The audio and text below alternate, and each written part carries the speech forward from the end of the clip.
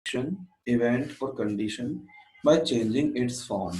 एक वर्ब के द्वारा टाइम को इंडिकेट किया जाता है और वो टाइम एक एक्शन, इवेंट या कंडीशन में होता है। ओके, अर्थात एक्शन, इवेंट या कंडीशन की फॉर्म बदलती रहती है और ये बदली हुई फॉर्म किसके द्वारा शो की जाती है? वो टेंस के द्वारा शो की जाती है। तो इस तरह से हम कह सकते हैं कि time plus sense equals to sense, यानी कि जो टाइम की सेंस दे that will be tense. Okay, now, based on the time frame, the verb tenses may be categorized according to the time frame. जो टाइम के according यदि हम verb को बदलना चाहें या वर्ब की फॉर्म फाइंड आउट करना चाहें, so there are three types of forms. Okay, these are present tenses, past tense and future tense. तो इस तरह से इसके तीन टेंस बनते हैं, या टाइम के सेंस की हम बात करें तो इस तरह से तीन सेंस होते हैं। They are present tense, past tense and future tense. तो तीन तरह के टेंस हो गए। प्रेजेंट टेंस को हम बोलते हैं the time which is of at present, जो वर्तमान का है, नाउ वाला टाइम है, that is present time. And the past time that has gone, जो जा चुका है, जो खत्म हो चुका है। Okay, third is future tense. Future means that will come after some time, जो कुछ समय बाद आएगा, means the coming time is future time. और इस तरह से इन टेंस के आधार, टाइम के आधार पर हम टेंस को थ्री टाइप्स में डिवाइड किया है हमने। Okay, after that first we have to know present tense. अभी हमने प्रेजेंट टेंस के बारे में बात की थी। प्रेजेंट टेंस क्या होता है? Present tense expresses an unchanging, repeated or recurring action or the situation that exists only now. Present tense उस ऐसी सिचुएशन को शो करता है जो अनचेंजिंग है, रिपीटेड है, वो रिपीट की जाती रही है, रिकरिंग एक्शन है, बार बार किया जाएगा, और a situation that exist only now, जो वर्तमान में ही एग्जिस्ट करती है। It can also represent a wide spread truth, और ये एक वाइड स्प्रेड ट्रूथ को भी रिप्रेजेंट करता है। Okay, second is past tense. Past tense expresses an action or situation that was started and finished in the past. ऐसा action या कोई ऐसा इवेंट जो पास्ट में, यानी कि पहले कभी स्टार्ट किया गया था और फिर खत्म भी पास्ट में ही हो गया था, that is the past tense. Third is future tense. Future tense expresses an action or the situation that will occur in the future. Future tense उस एक्शन, इवेंट या सिचुएशन को शो करता है जो फ्यूचर में होगा। ओके, तो इस तरह से तीन टेंसेस हमने डिफाइन किए, प्रेजेंट, पास्ट और future. Now based on the aspect, verb tenses may also be categorized according to the aspect। और इस तरह से अभी हमने जो वर्ब के बेस पर टेंस को कैटेगराइज किया था, अब उनके बाद में भी हम टेंस को अलग अलग तरह से कैटेगराइज करते हैं, and on the base of aspect, aspect के बेस पर चार प्रकार के टेंस हो जाते हैं। आगे तीन तो हमारे थे, प्रेजेंट, पास्ट और फ्यूचर। अब उन हर एक टेंस के भी चार अलग अलग पार्ट्स हैं। हर एक पार्ट में प्रेजेंट तो सभी में रहेगा, उसके बाद पास्ट सभी में रहेगा, उसके बाद कंटिन्यूअस भी सभी में रहेगा, और प्रेजेंट के साथ साथ इंडेफिनिट, कंटिन्यूअस, परफेक्ट और परफेक्ट कंटिन्यूअस। इस तरह से प्रेजेंट के साथ भी, पास्ट के साथ भी और फ्यूचर के साथ में भी इन चारों टाइप्स के सेंटेंस के पार्ट मिल जाएंगे। ओके, प्रेजेंट के साथ में हम प्रेजेंट इंडेफिनिट या प्रेजेंट सिंपल, प्रेजेंट कंटिन्यूअस या और प्रेजेंट प्रोग्रेसिव, या फिर थर्ड पर है परफेक्ट और परफेक्ट कंप्लीट, या present perfect tense, then present perfect continuous. इसी के साथ साथ पास्ट भी, प्रेजेंट भी और फ्यूचर भी, तीनों को हम आगे काउंट कर लेते हैं। Okay, is it done? Is there any problem?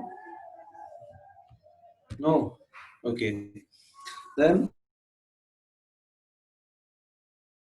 Now we will talk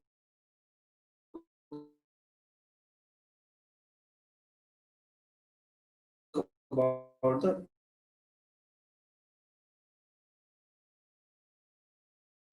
indefinite tenses, or we can say that the three tenses or the simple tenses. Three indefinite tenses या हम बिल्कुल describe an action but do not state whether the action is finished. वो एक action को describe करते हैं but किसी भी action को नहीं show करते कि वो finish हो चुका है या complete हो चुका है. आयुषी प्लीज ये वॉइस को म्यूट करिएगा. Hello Ayushi. Hello Ayushi. Hello sir, मैं म्यूट कर रही हूँ बट उधर से नहीं हो पा रहा है, इधर से मैं कर रही हूँ. कंट्रोल ए करिएगा, हो जाएगा सभी का. नहीं, मैंने तो कर मुझे दिया है. म्यूट कर दीजिएगा. Thank you. So we discussed here about the indefinite tense, और हम इनको simple tense भी बोल सकते हैं. The three indefinite tenses or the simple tenses describe an action but do not state whether the action is finished. अर्थात indefinite tense वो tense होते हैं जो किसी सिंपल टेंस को डिस्क्राइब करते हैं, यानी वो एक ऐसे एक्शन को डिस्क्राइब करते हैं जो स्टार्ट तो हुआ है बट फिनिश नहीं किया गया है. ओके, यहाँ पर वो वर्क कंप्लीट नहीं है. Okay, second is continuous tense. Continuous tense है कि वो वर्क अभी प्रोग्रेस में है. पहले में तो हमने ये नहीं बताया था कि वो वर्क फिनिश हो चुका है या नहीं, बट कंटिन्यूस में ये श्योर है कि उसमें वो वर्क स्टार्ट हो चुका है and it is in the progress. यदि कॉन्टिन्यूस मैनर में है वो वर्क कंप्लीट नहीं हुआ है. पहले में हमने डिस्क्राइब नहीं किया था कि हुआ है या नहीं हुआ है, लेकिन यहाँ पे श्योर है कि यहाँ पे वो एक्शन कंप्लीट नहीं हुआ है. It is still in the progress. Okay, इसके कुछ एग्जांपल्स हम समझ लेते हैं. You are writing a letter. He is eating food. I am teaching you. You are listening to me. यानी वह पत्र लिख रहा है, मैं खाना खा रहा हूँ, मैं आपको पढ़ा रहा हूँ. इस तरह के जो टेंसेस हैं इनमें हम देखते हैं कि वर्क जो स्टार्ट तो हो गया है but it has not been completed. ये कंप्लीट नहीं हुआ है. Okay, then perfect tense. Perfect tense describe a finished action. Perfect tense finished action को डिस्क्राइब करते हैं, यानी कि एक ऐसा एक्शन जो खत्म हो चुका है. ओके, जैसे आप कोई एक सॉन्ग सुन रहे थे, I have listening to a song. मैं एक गाना सुन चुका हूँ. ओके, या मैं मूवी देख चुका हूँ. I have watched a movie. ठीक है, या और भी बहुत सारे ऐसे टेंसेस हैं या सेंटेंसेस हैं जिनको हम काउंट कर सकते हैं परफेक्ट टेंस में. जैसे कि शेर शिकार कर चुका है. The lion has hunted. Understood. या परफेक्ट के साथ टेंस में हम नहीं कि प्रेजेंट की ही बात करें, हम पास्ट की भी बात कर सकते हैं, because we are talking about all the three types of tenses and after that there sub types, जो कि 4 है. Understood. Then perfect continuous tense. Perfect continuous tense are used to combine the complete tenses and the incomplete tenses to describe an action which was in progress and then finished. कि एक ऐसे action को बताते हैं इसमें जो combine करता है किसको, दो कंप्लीट टेंसेस को, जिसमें द इनकम्प्लीट टेंस और कंप्लीट टेंस को कंबाइन करने में काम आता है, and to describe an action which was in progress, कि उस ऐसे एक्शन को शो करता है, डिस्क्राइब करता है जो प्रोग्रेस में था and after some time it was finished, कि पहले स्टार्ट हुआ उसके बाद फिनिश हुआ. इस तरह से हमने आज इस समय बात की 4 तरह की टेंस की: indefinite, continuous, perfect and perfect continuous. Okay, let's revise for 1 minute. Indefinite tense, जिनको हम सिंपल प्रेजेंट टेंस भी बोलते हैं, सिंपल टेंस भी बोलते हैं, ये 3 तरह के हैं और तीनों में ही एक्शन को शो नहीं किया जाता है या स्टेट नहीं किया जाता है कि वो एक्शन फिनिश्ड हो चुका है या नहीं. सेकेंडली कॉन्टिन्यूअस टेंस, जैसे कि नाम से ही क्लियर है, ये प्रोग्रेसिव टेंसेज हैं. जैसे मैं कहने लगूं आई एम टीचिंग यू, मैं आपको पढ़ा रहा हूँ. यू आर स्टडिंग, आप पढ़ रहे हैं. आई एम वॉकिंग, मैं घूम रहा हूँ. दे they were reading, वो पढ़ रहे थे। इस तरह से हम देखते हैं कि इसमें एक्शन कंटिन्यू है but has not been completed, लेकिन वो खत्म नहीं किया गया है। आफ्टर दैट परफेक्ट टेंस जैसे कि नाम से ही क्लियर है, the work has been completed, इसमें वर्क कंप्लीट हो चुका है। And past perfect continuous tense, जिसमें हम दो टेंसेस को कंबाइन करते हैं, एक में एक कंप्लीट एक्शन हो चुका है, एक इनकम्प्लीट एक्शन है। ओके, यानी पहले वर्क स्टार्ट हुआ है, हमें वो शो करना है, and after that work finish भी किया हुआ शो करना है। सॉरी। नाउ अब इसमें डिफरेंस क्या है सिंपल प्रेजेंट टेंस में और जस्ट और प्रेजेंट इंडेफिनिट टेंस? कैसे हम इसको कहें, ये क्या है? When we talk about something which happens regularly, जब हम किसी उस चीज के बारे में बात करते हैं जो हमेशा होता रहता है, रेगुलरली होता रहता है,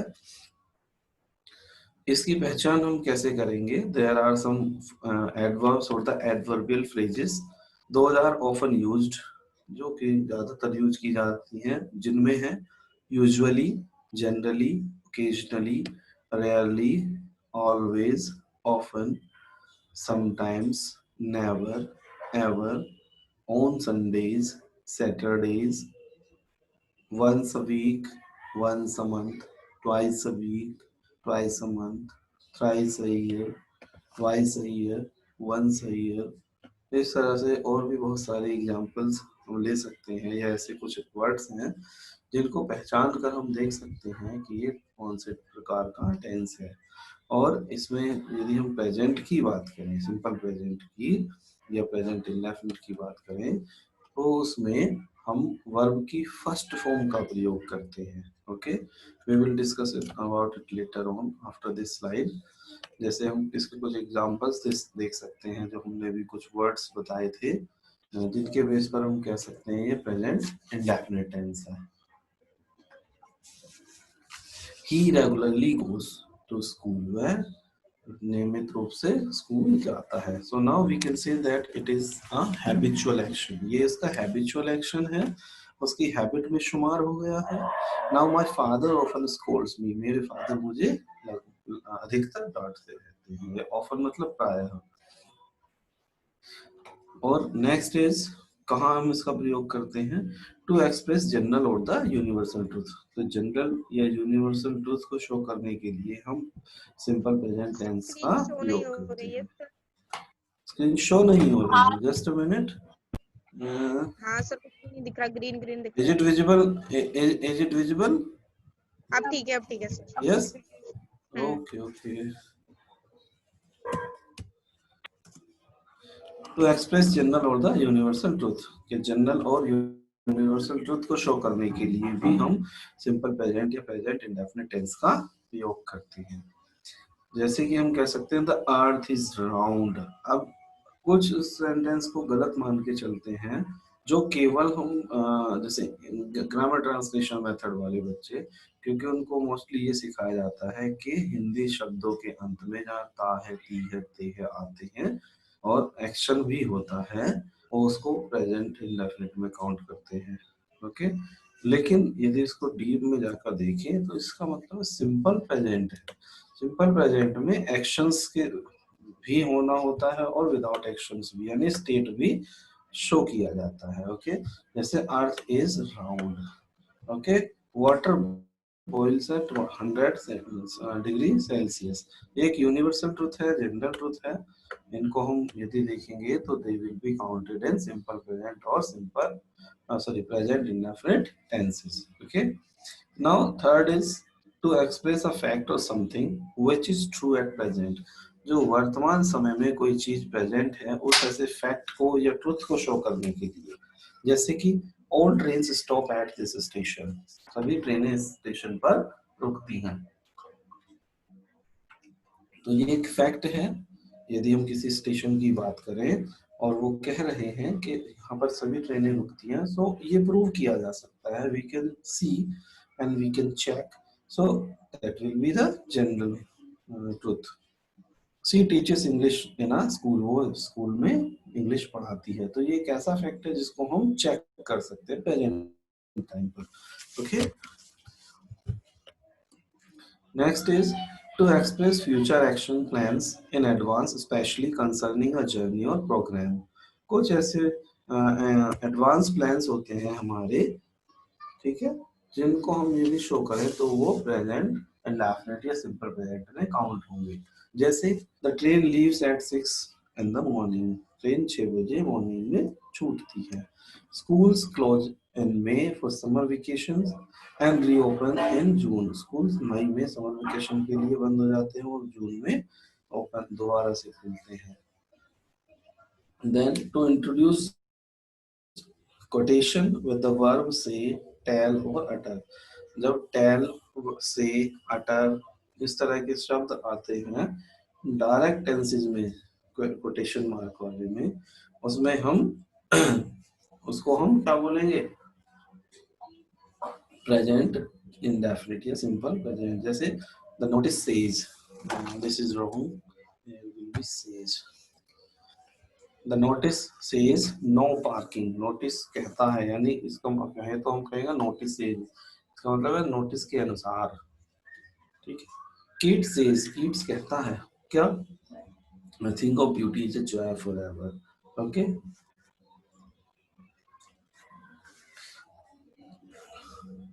कुछ लोग के अकॉर्डिंग इसका मीनिंग ये भी होता है, किड्स ने कहा था, kid says. Okay, in running commentary और the sporting events, running commentary या कोई स्पोर्टिंग इवेंट हो रहे हैं, कोई गेम्स चल रहे हैं, स्पोर्ट्स हो रहे हैं, वहां पर एक्शन तो पास्ट में होता है। जैसे कि धोनी ने छक्का मारा। ओके, धोनी, अब इसमें जो 6 होगा उससे पहले वर्ब होगी हिट, हिट की सेकंड फॉर्म नहीं लगेगी, इसकी फर्स्ट फॉर्म ही लगेगी, उसके साथ में एस या ईएस लग जाएगा। Okay, Dhoni hits a 6। यदि इसकी हिंदी निकालें लिटरल तो ये होगा धोनी छक्का मारता है, हिट्स अ 6। लेकिन इसका यदि रनिंग कमेंट्री की हम बात कर रहे हैं तो इसका मतलब है कि धोनी ने छक्का मारा। Okay, sorry, next we can see the next example, Ajit passes the ball to Mohinder who kicks it pass to the goalkeeper। यानी अजीत ने मोहिंदर को बॉल पास की और उसने इसको किक मार के गोलकीपर को पास कर दिया।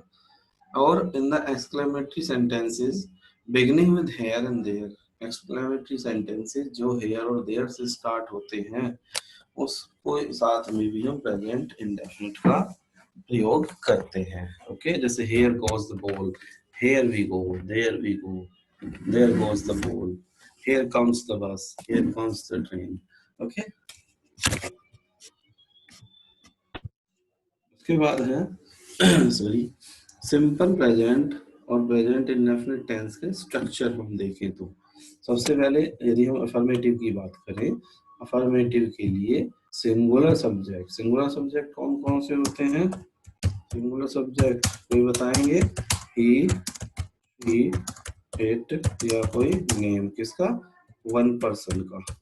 ओके, या वन थिंग का या वन नाउन हो सकती है। ओके, तो सिंगुलर में ये शब्द हो जाएंगे, अंडरस्टूड। तो यदि सिंगुलर आए तो क्या करेंगे हम, singular subject plus first of the verb plus S ES और IES and object. Okay,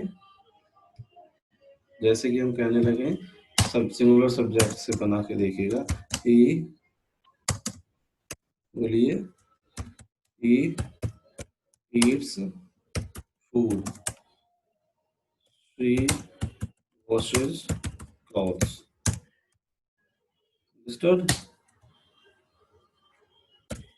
We plays cricket। okay? यदि हम प्लूरल की बात करें तो प्लूरल में क्या होगा, प्लूरल में प्लूरल सब्जेक्ट प्लस वर्ब की first form plus object, that is very simple.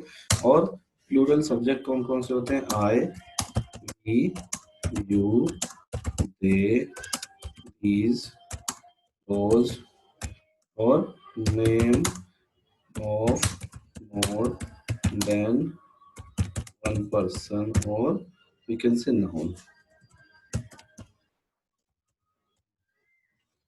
Okay, so that was about simple present tenses for affirmative and negative. This was the structure for of both these two. And third is for negative. Negative का structure क्या होगा? That is very simple. First we have to use the subject. After that, the helping verb does will be used. That is for singular. Okay, does will be used for singular, and do will be used for plural. Okay.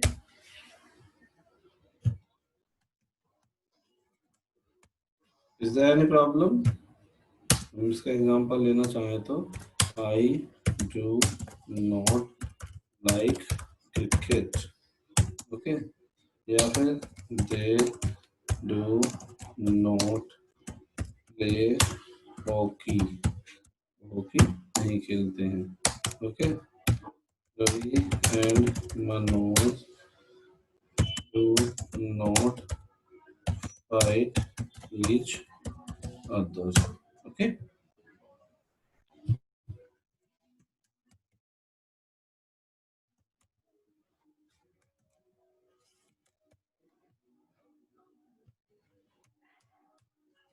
Is there any problem? इसी तरह की कोई समस्या? No. Very good.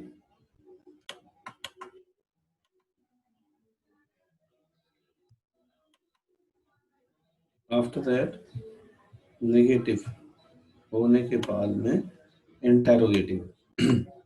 Interrogative के लिए सबसे पहले हम क्वेश्चन वर्ड फाइंड आउट करते हैं. ओके, क्वेश्चन वर्ड के बाद में हमें सब्जेक्ट देखना है. सब्जेक्ट यदि वो सिंगुलर है तो उसके अकॉर्डिंग हम डज लगाएंगे, और यदि प्लूरल है तो डू हेल्पिंग वर्ब लगाएंगे. ओके,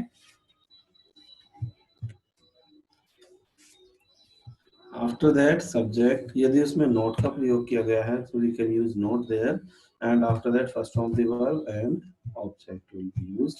जैसे कि why does he not like it? पसंद नहीं है. या when does he go to.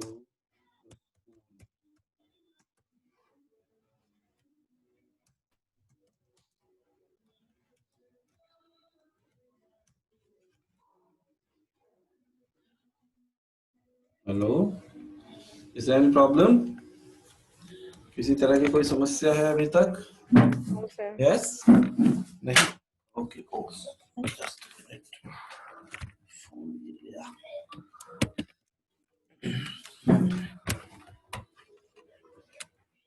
Okay, Beena, no problem. Shall we continue? No, sir. Okay. जी sir. Present continuous tense. पहले ये बताइए, आप लोगों को ये आते हैं टेंसेस? कुछ को नहीं आते हैं शायद. यस ना? कुछ अभी प्रॉब्लम में रहते हैं,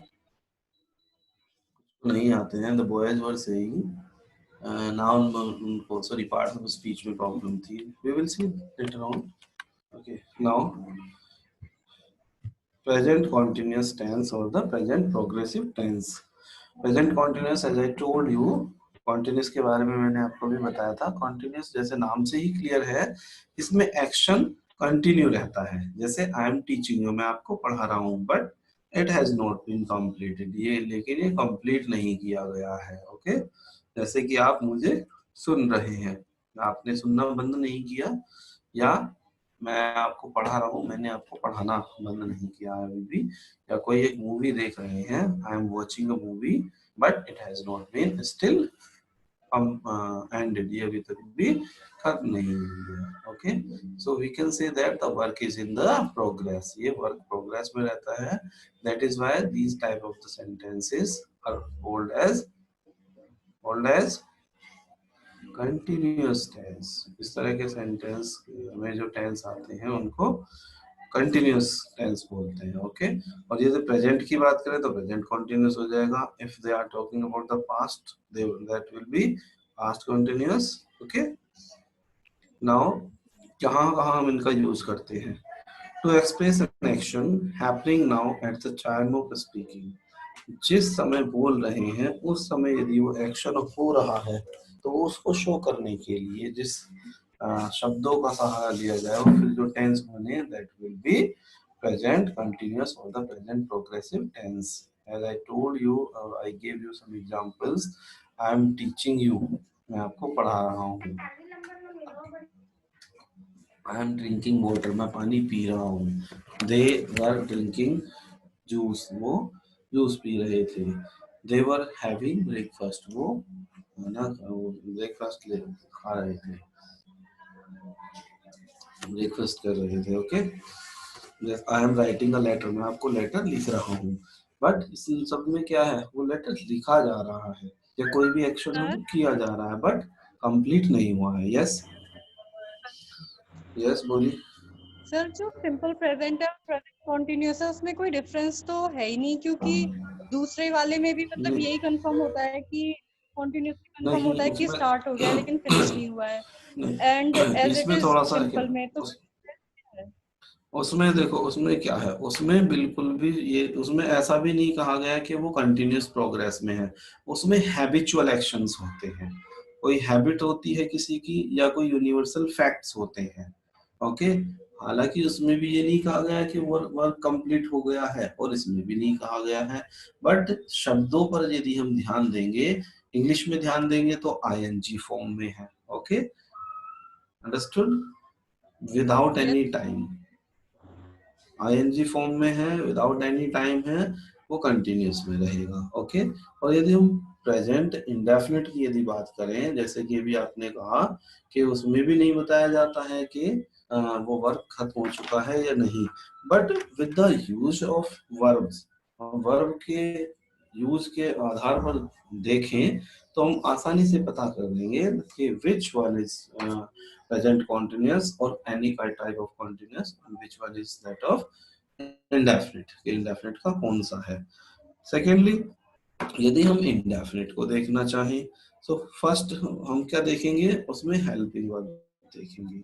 यदि हेल्पिंग वर्ब लगी हुई है, डू या डज लगा हुआ है, ओके, तो वो आसानी से हम बता देंगे वो कौन से तरह का, वो इंडेफिनिट का है और वो प्रेजेंट का है। ओके, लेकिन यदि हम कंटिन्यूअस की बात करें तो इजामार लगेगा, प्रेजेंट के लिए वॉज वर्ब लगेगा, पास्ट के लिए। ओके, इस तरह से हम देख लेंगे वो कहाँ पे होगा, वो कंटिन्यूअस में होगा। प्लस इसमें आईएनजी फॉर्म होती है, इंडेफिनिट में आईएनजी फॉर्म का प्रयोग नहीं किया जाता है। ओके, और यदि इसकी मीनिंग हम निकालना चाहें तो हम आसानी से पता कर लेंगे कि सबसे पहले इंडेफिनिट में क्या होगा, habitual actions, regularly actions, periodical actions. Habitual यानी कि किसी की आदत में है, जैसे ही प्लेज क्रिकेट, वो क्रिकेट खेलता है तो उसकी एक आदत है। सेकेंडली, रेगुलरली वर्क जो कोई होता है, जैसे आई टीच यू, मैं आपको पढ़ाता हूँ, so this is my regular work. Okay, या पीरियोडिकल वर्क है या पीरियोडिकल एक्शन है। ठीक है, पीरियोडिकल एक्शन में जैसे कि मैं कह सकता हूँ I go for swimming swimming या I go to the swimming pool on Sunday, मैं संडे को स्विमिंग पूल जाता हूँ, तो ये क्या है, ये भी एक हैबिचुअल एक्शन में ही आएगा। ओके, या पीरियोडिकल में भी हम इसको काउंट कर सकते हैं क्योंकि एक रेगुलर इंटरवल के बाद में हम जा रहे हैं। देन यूनिवर्सल ट्रूथ या फैक्ट्स जो होते हैं प्रेजेंट टाइम पर, जैसे कि, और वो भी रेगुलरली है, जैसे कि the sun rises in the east, so these type of the sentences will be counted as indefinite tenses. Understood? Yes, any problem? Hello no sir. class, okay, shall we continue? जी sir. Shall we continue? Okay, जी तो sir. हम बात कर रहे थे सबसे पहले पॉइंट की, जिसमें एक पॉइंट था to express an action happening now at the time of speaking, जिस समय हम बोल रहे हैं उसी समय का एक्शन होता है। जैसे I am writing a letter, मैं एक लेटर लिख रहा हूँ बट लेटर भी लिखना खत्म नहीं किया। She is reading a book, वो एक पुस्तक पढ़ रही है लेकिन अभी फिनिश नहीं हुई है। दे आर ईटिंग फूड, वो खाना खा रहे हैं लेकिन फूड अभी फिनिश नहीं किया है। ओके, अब मैं इसको हिंदी में दोनों को बताना चाहे अंतर, तो एक में होता है जैसे कि वह खाना खाता है, एक में वह खाना खा रहा है। तो पहले में देखिएगा उसका एक्शन ऐसा है, वो उसकी हैबिट में है कि वो खाना खाता है, एक पीरियोडिकल एक्शन है कि वो इतने बजे खाता है, इस समय से इस समय खाता है। लेकिन वो खाना खा रहा है, यानी कि प्रेजेंट टाइम पे हम बात कर रहे हैं और उसी टाइम पे वो खाना खा रहा है, तो ये क्या होगा, प्रेजेंट कॉन्टिन्यूअस होगा। Understood? Who is using the marker on the screen to express an action in progress about this time, but sir not necessarily at the time of yes? Any question? Hello? Any question? No, sir. Okay. To express an action in progress about this time, but not necessarily at the time of speaking. कभी कभी ऐसा भी sentences आते हैं कि action को progress में show किया गया है लेकिन वो फिलहाल में नहीं है, यानी कि जिस समय सेंटेंस को बोला जा रहा है उस समय नहीं बोले गए हैं। जैसे कि he is teaching English at the high school, वो हाई स्कूल में इंग्लिश पढ़ा रहा है।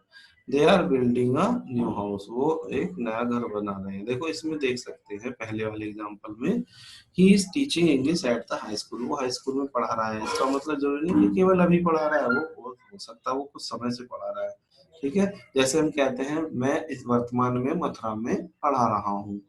जैसे मुझसे कोई कभी भी पूछने लगे, अब मान लेते सुबह पूछने लगे, लेकिन सुबह तो नहीं पढ़ा रहा, लेकिन उस एक्शन को भी जो वर्तमान में काम नहीं कर रहा है, लेकिन वो प्रेजेंट इंडेफिनिट की कंडीशन को भी शो कर रहा है कि मैं पढ़ाता हूँ, तब भी हम आईएनजी फॉर्म का प्रयोग कर सकते हैं यहाँ पर कि वर्तमान में मैं वहां पढ़ा रहा हूँ।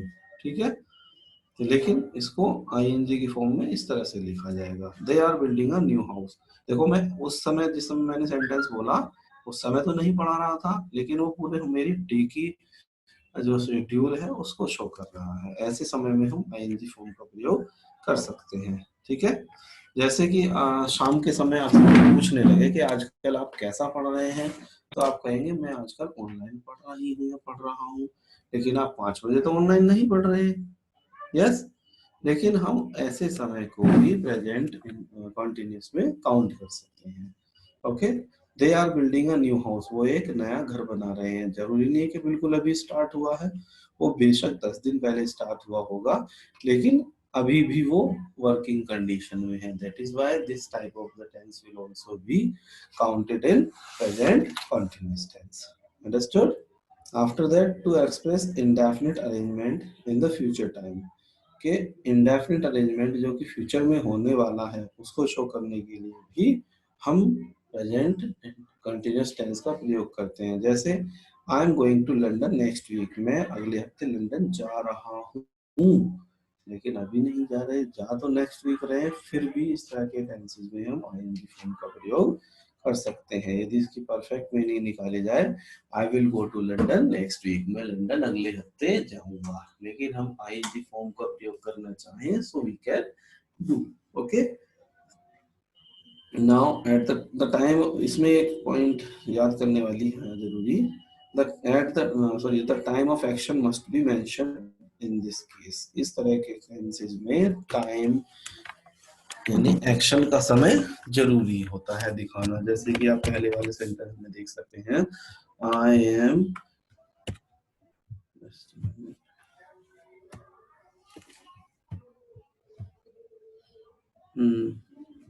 ये वाला, I am going to London next week, मैं अगले हफ्ते लंदन जा रहा हूँ, या I am meeting her tonight, मैं शाम को उससे मिलने जा रहा हूँ या मिलूंगा। Okay, to express an action which begins before a given time and continues after it, कि एक ऐसा एक्शन जो दिए गए समय से पहले स्टार्ट हुआ था और उसके बाद अभी तक भी कंटिन्यू प्रोग्रेस में है। ओके, तो इस तरह के टेंस में सर भी प्रेजेंट। यस यस, बोलिए। सर, तो जैसे कि आप कह रहे हैं कि वो तो फ्यूचर कंटिन्यूअस हो जाएगा ना कि मैं जाऊंगा तो। फ्यूचर कंटिन्यूस हो जाएगा, लेकिन हम यूज तो आईएनजी फॉर्म ही कर रहे हैं ना। देखिएगा, I am going to London next week, मैं अगले हफ्ते लंदन जा रहा हूँ। जा रहा हूँ हमने कहा है, जाऊंगा इसका अर्थ निकल रहा है, शो वो फ्यूचर को ही कर रहा है, लेकिन हम शब्द को जो प्रयोग कर रहे हैं वो प्रेजेंट के कर रहे हैं। ओके, यदि हम इसकी फुल तो मतलब इसे मीनिंग प्रेजेंट कह निकालना सकते चाहें हैं। तो इसकी है प्रेजेंट ही है, ठीक है प्रेजेंट ही, लेकिन फ्यूचर को शो कर रहा है, फ्यूचर की प्लानिंग को शो कर रहा है। जैसे I will be going to London next week. Okay, इसका मीनिंग ये है।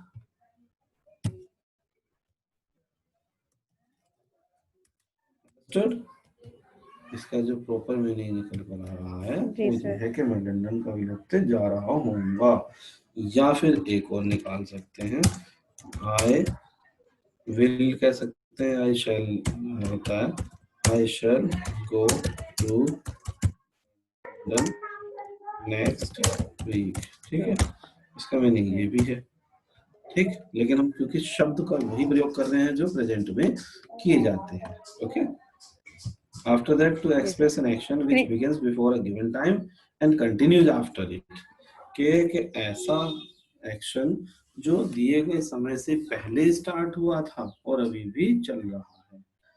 ठीक है, जैसे at AM I am having my breakfast, मैं 8 बजे अपना खाना खा रहा हूँ, यानी कि मैं, इसका मीनिंग भी ये है कि मैं खाना खाता हूँ इतने बजे। ठीक है, then to express some undesirable habits, ऐसी habits जो undesirable हैं, जिनकी कोई उम्मीद भी ना करे। He is always wasting his time in gossiping, वो अपना समय gossiping में, यानी कि इधर उधर की बातें बकवास करने में बिता रहा है, इसमें लिखा हुआ बिता रहा है हमेशा, लेकिन इसका मीनिंग है बिताता रहता है। ओके,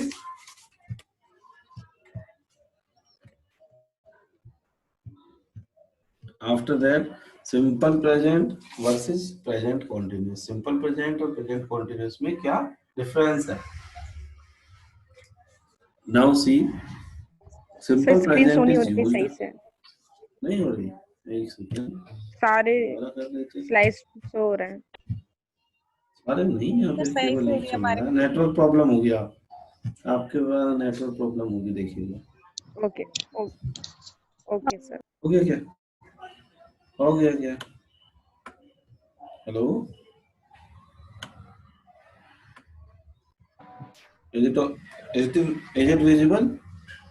क्लियर आ रही है सर आपकी आवाज? नो, आप okay okay. Simple present versus present continuous tense. Simple present और प्रेजेंट कंटीन्यूअस टेंसेस को यदि हम कंपेयर करें तो क्या क्या है? सिंपल प्रेजेंट टेंस का प्रयोग किया जाता है कब? Number 1 is for habitual actions and general truth, कोई हैबिचुअल एक्शन और जनरल ट्रूथ को शो करने के लिए। जैसे मैंने हैबिचुअल एक्शन बताया था, जैसे वह रोज क्रिकेट खेलता है, उसकी हैबिट में है। ओके, इसको शो करने के लिए है। या कोई जनरल ट्रूथ है, the train stops here, train यहाँ पर रुकती है। सेकेंडली फॉर परमानेंट सिचुएशन, कोई परमानेंट सिचुएशन है जो अब भी यही है, बाद तक भी वही रहेगी। The sun rises in the east, sun east से निकलता है। ओके, तो ये क्या है? एक जनरल ट्रूथ है और एक परमानेंट सिचुएशन भी है। सेकेंडली प्रेजेंट कॉन्टिन्यूअस का कहाँ प्रयोग किया जाता है? ये तो इससे पहले था प्रेजेंट इंडेफिनिट या सिंपल प्रेजेंट का प्रयोग। नाउ प्रेजेंट कॉन्टिन्यूअस का कहाँ पर प्रयोग है? For the real present now at this time, के बिल्कुल वही समय जो वर्तमान में चल रहा है। सेकेंड फॉर टेम्पररी सिचुएशन, कुछ टेम्पररी सिचुएशंस के लिए भी प्रयोग किया जाता है। प्रोग्रेसिव फॉर्म में इसका स्ट्रक्चर क्या है, या कंटिन्यूअस फॉर्म का स्ट्रक्चर? फर्स्ट है सब्जेक्ट प्लस इज, एम और are plus first form plus ING and finally object और कॉम्प्लीमेंट। ठीक है, प्रोग्रेसिव सेंटेंस के अफर्मेटिव के लिए इस तरह का स्ट्रक्चर है। सबसे पहले सब्जेक्ट इज एम आर आएगा, उसके बाद फर्स्ट फॉर्म, उसके बाद फर्स्ट फॉर्म में आईएनजी लगेगा, आफ्टर दैट ऑब्जेक्ट, जैसे आई एम टीचिंग, ठीक है, you are studying. Okay, they were playing. They were playing.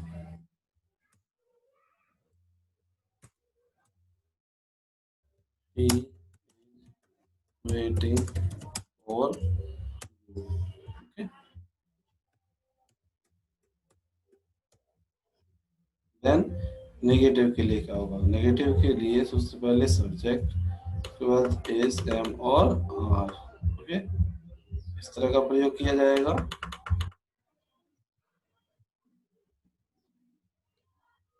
उसके बाद यदि इनका हम एग्जाम्पल देखना चाहें तो जैसे subject is am are, first form plus I N G, इसमें I am teaching you, you are studying, they were playing, ये तो था अफर्मेटिव के लिए। नेगेटिव के लिए subject plus is am are plus not, then first of the verb और after that object. यदि हम इसका एग्जांपल लिखे, I am not beating my brother, okay, he is not playing cricket, okay, after that इसमें interrogative questions कैसे बनेंगे? पहले question word, after that is am are, after that subject, उसके बाद नॉट, उसके बाद ऑब्जेक्ट। ओके, तो इस तरह से ये था प्रेजेंट इंडेफिनिट और प्रेजेंट कंटीन्यूअस के बारे में। इससे रिलेटेड यदि किसी की कोई क्वेरी है, यू कैन आस्क।